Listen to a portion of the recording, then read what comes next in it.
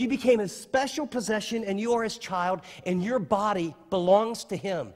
The blood of Christ bought your body, and your body now is to be a living sacrifice, holy and acceptable unto him. Your lips, a sacrifice. Your eyes, what you look at, a sacrifice. What your hands do, a sacrifice. Where your feet go, a sacrifice.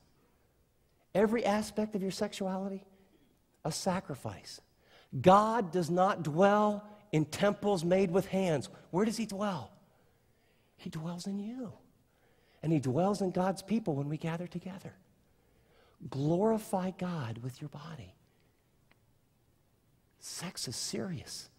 Paul says when you join with a prostitute, you become one with her. It's back to the two pieces of cardboard glued together. He said, don't you understand?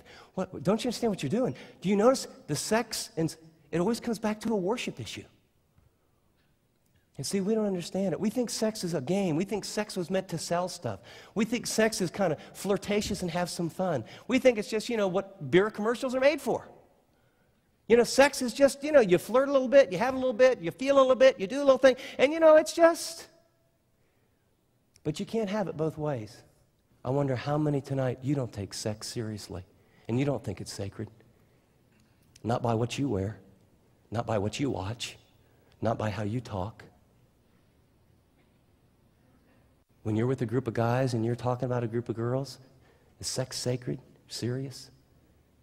By the books you read, and is there a sense of reverence? See, this has so infiltrated the church that by and large, people sincerely say, I love God, I believe the Bible, I pray, and we're living together. What's the problem? The problem is you do not fathom in any way what you're doing or how serious that it is.